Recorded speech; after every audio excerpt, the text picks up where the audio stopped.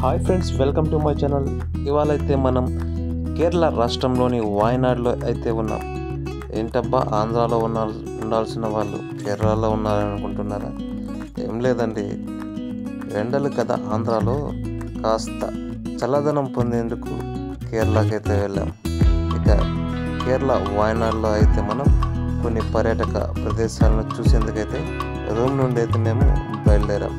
ఇక దారి మధ్యలో బాగా ఆకలి వేస్తుండడంతో ఓ హోటల్లో అయితే మనిషికి ఒక దోశ అయితే తిన్నాము. ఇక్కడ దోశ అయితే మనం తినగలుగుతాం, మిగతా ఫుడ్ అయితే మనం తినలేము. ఇక అక్కడి నుండి మనం చూడవలసిన ప్రదేశాలకు వెళ్ళాలంటే దారి చాలా దారుణంగా ఉంటుంది. అక్కడికి మన వాహనాలు అయితే వెళ్ళలేవు. ఇక్కడ స్థానికంగా ఉండే కేరళ పర్యాటకులు అక్కడికి వెళ్ళేందుకు ప్రత్యేకంగా కొన్ని జీపులను అయితే ఏర్పాటు చేస్తారు. ఆ జీపులు మాత్రమే ఆ రోడ్లో వెళ్ళగలుగుతాయి. వాటిలో అయితే మనం అక్కడికి వెళ్ళాల్సి ఉంటుంది. ఒక్కొక్క మనిషికి ఆ జీపులో తీసుకెళ్ళి మళ్ళీ వదిలిపెట్టేందుకు 200 రూపాయల వరకు తీసుకుంటారు. ఇక ఫైనల్గా అయితే మనం జీప్లో అక్కడికి వెళ్ళిపోయాము. మళ్ళీ అక్కడ మనం చూడవలసిన ప్రదేశాలు చూసేందుకు 250 రూపాయలు అయితే మళ్ళీ అక్కడ టికెట్ ఉంటుంది. ఇక ఆ టికెట్ తీసుకొని మనమైతే గ్లాస్ బ్రిడ్జ్ దగ్గరికి అయితే వచ్చేసాం.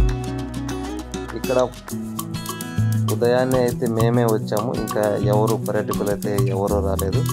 ఇక మేము మాత్రం గ్లాస్ బ్రిడ్జ్ మీదకి వెళ్ళి హంగామా అయితే చేసాం. ఇక మేమందరం కెమెరాలు తీసుకుని అలా వైపు ఇక ఆ కేరళ అడవి అందాలు, కొండలు, ఆ కొండలు పైన మేఘాలు చూస్తుంటే ఎంతో ఆహ్లాదకరమైన వాతావరణము చూస్తుంటే అక్కడే ఉండిపోవాలనిపించింది. ఇక ఈ అందాలను మీరు కూడా ఒకసారి అయితే చూసేయండి.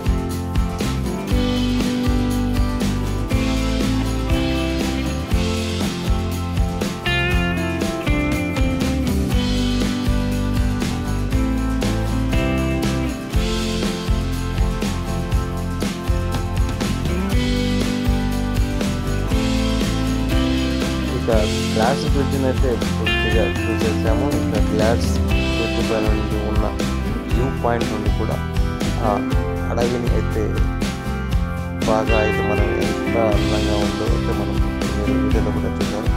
ఇక అక్కడ నుండి మనం ఈ గ్లాస్ బ్రిడ్జ్ కన్నా ఇంకా హైట్లో ఉండే ఈ టాప్ వ్యూ పాయింట్ ఉంది. అక్కడికి కూడా మనం అయితే ఎక్కి వెళ్ళాము. మెట్ల ద్వారా మనం పైకి ఎక్కి వెళ్తే ఈ టాప్ వ్యూ పాయింట్కి అయితే వెళ్తాము. అక్కడి నుంచి కూడా మనకి ఈ అడవి అందాలను అయితే మనం ఇంకా బాగా అయితే చూడొచ్చు. ఇక్కడ నుంచి ఇదే ఈ ట్రీ టాప్ వ్యూ పాయింట్ అయితే ఇది. ఇక్కడ నుంచి కూడా మనం ఒకసారి చూసామంటే అది అడవి అంతా వ్యూ పాయింట్ అంతా పూర్తిగా చుట్టుపక్కల ఉన్న అడవి అయితే మనకి ఎంతో అందంగా